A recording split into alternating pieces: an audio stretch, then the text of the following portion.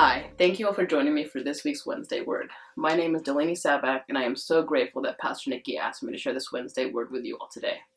I have been a member of this church for about 5 years. I've been teaching here at Cliff Drive Care Center for nearly 11 years, and I've been coaching softball for over 15 years.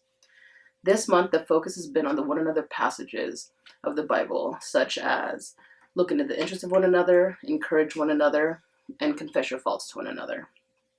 I'm excited to share about this theme because I strive to embody these values in my daily life and especially in my professional life. When my students enter my classroom, there's a wall decorated as a letter to my students that I read to them at the beginning of every year.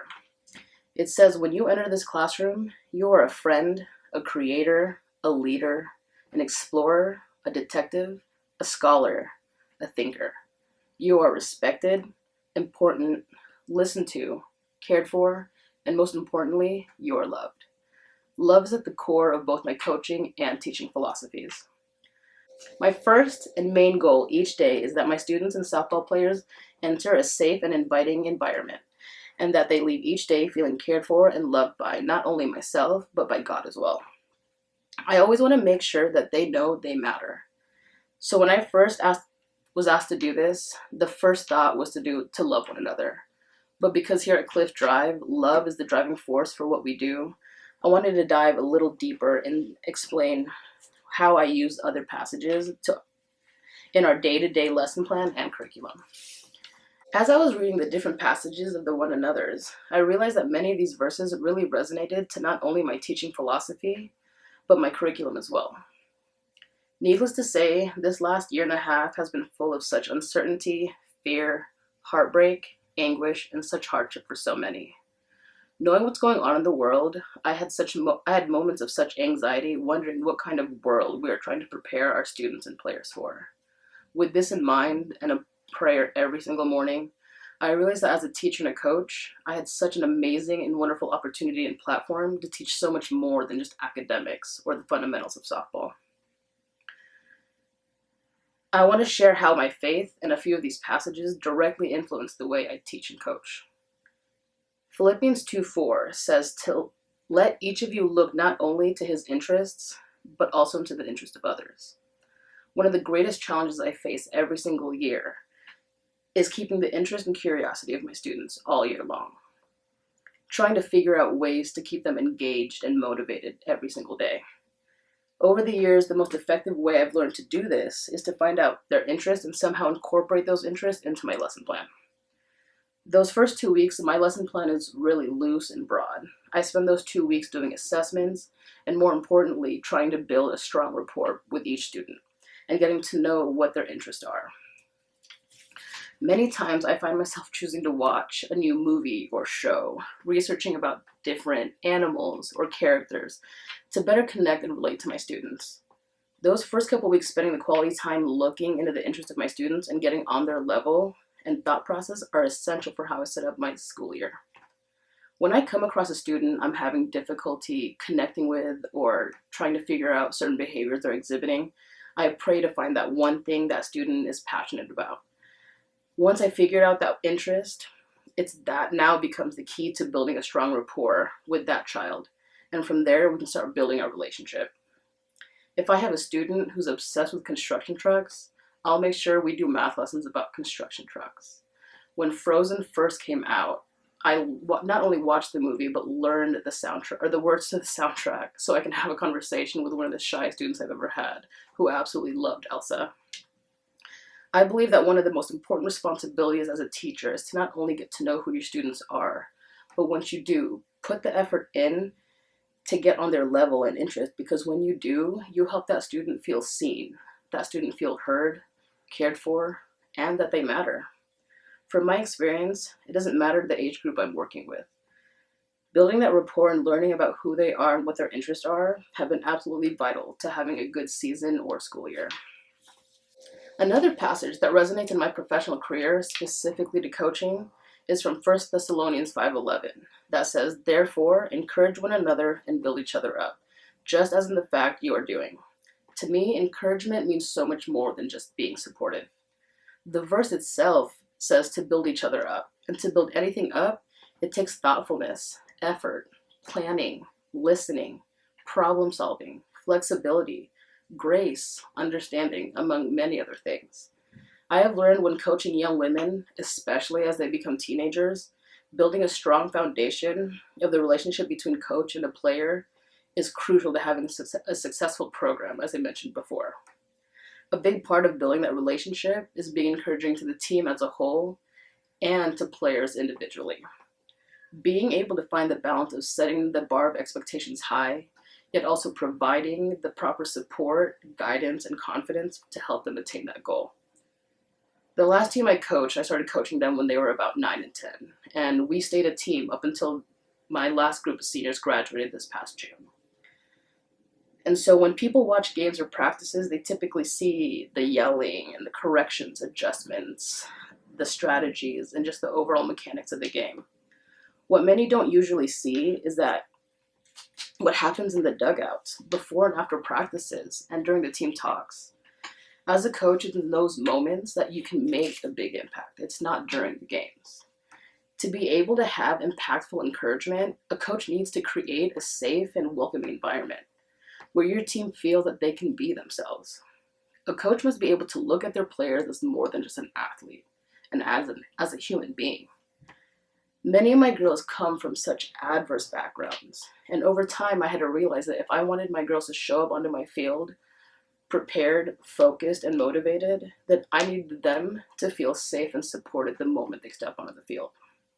My deal is I ask my players for 3 hours of their day.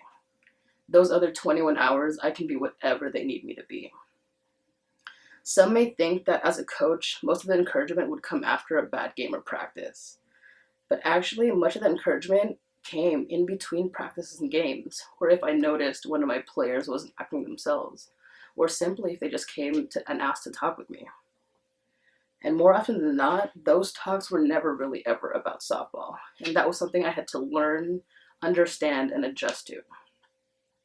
Players would come to me feeling so broken, and it would tell me that the only time that they felt they mattered was when they were playing on a softball field. The only time that they felt seen was if they were wearing their uniform. They would come to me about their parents getting divorced, a death of a loved one, getting bullied in school, having trouble balancing school and sports, not getting along with a parent or sibling, dealing with an unsafe or unstable living environment, and as they got older, having them realize that their families are having financial troubles. And more recently, my seniors losing out on senior seasons in their senior year, having their own prom canceled, senior trips canceled, them not being able to go to college when they wanted to. And the worst part for them was having all of their college dorm stuff arrive for their freshman year of college, only to find out that they have to stay home their freshman year and do college virtually. As each year passed, the encouragement became more and more complex. Encouraging my players didn't just mean being supportive anymore or saying, hey, you got this. It meant listening, being a shoulder to cry on, being consistent, answering that phone call in the middle of the night, instilling confidence in them, helping them realize that they are resilient and they have resiliency, motivating them, guiding them to understand certain situations that were happening in their life, and helping them realize that they're going to learn and grow from every single failure. And most importantly, and actually most often, simply just prayed with them. Encouraging them meant that I needed them to know that I was going to be an adult in their corner that was going to cheer them on no matter what. So although those last passages resonated with both teaching and coaching in one way or another, this last one truly is one I practice in both. James 5:16 talks about confessing your faults to one another. There's a book I read to both my classes and actually my teams that's called Mistakes Are How I Learn. Whether they're 5, 16, or even adults, admitting fault and mistakes is a very hard thing to do. And like any other of these verses, it needs constant practicing. When I approach teaching this to a team or class, there's one thing I always need them to hear and be clear about. If I'm ever upset, I am never upset with you. It is always because I'm upset with the decision you made. You are an amazing person and a kind person. So I'm not upset with who you are, I'm upset with how the decisions you made. So now let's see how we can admit this mistake, figure out how to make it right, and how we can learn from that mistake so we can do better next time.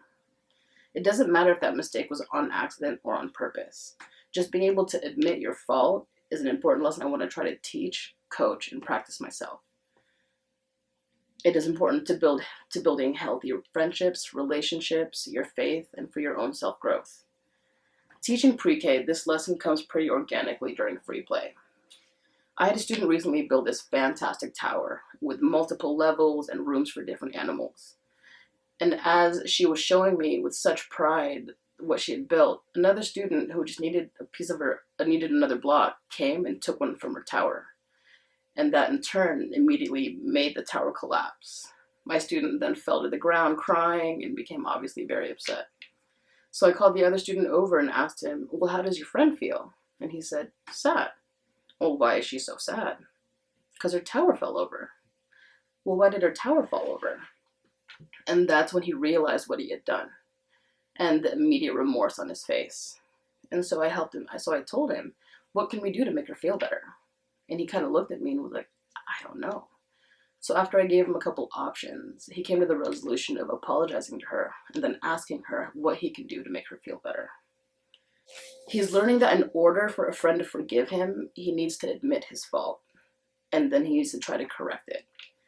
And now knows to practice asking for something he may want or need rather than just taking it.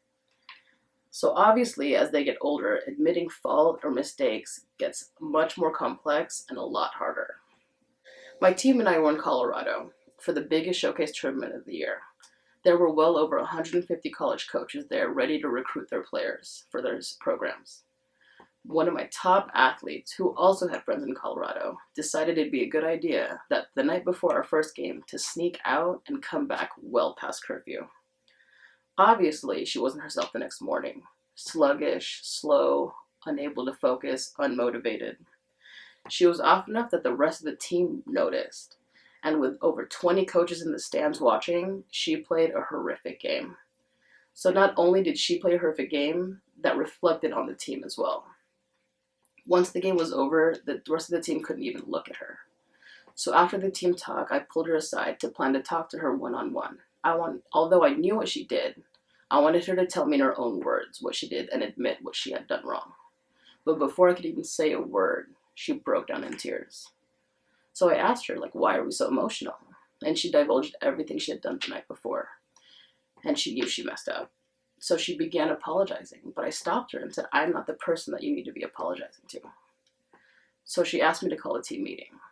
And she stood up, her head held down, and confessed everything that she did the night before.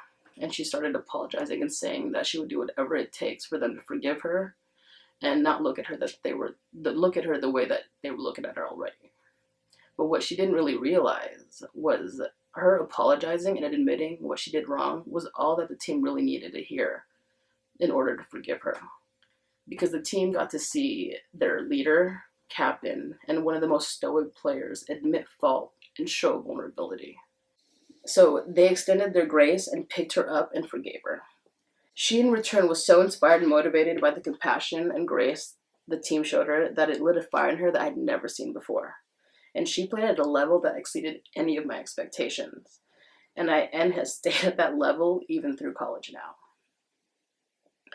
Thank you for joining me today as I share this week's Wednesday Word. I hope I was able to give you a peek into how faith, love, compassion, and prayer play a crucial role in both teaching and coaching, and how we strive to look into the interest of others, encourage one another, and confess our faults to one another. This has been Wednesday Word with the Free Methodist Church of Santa Barbara. We hope you will join us for worship this week. We will be gathering live under the tent at 9:30 a.m. and we'll be live streaming the service online at 9:30 a.m. as well. We hope to see you there.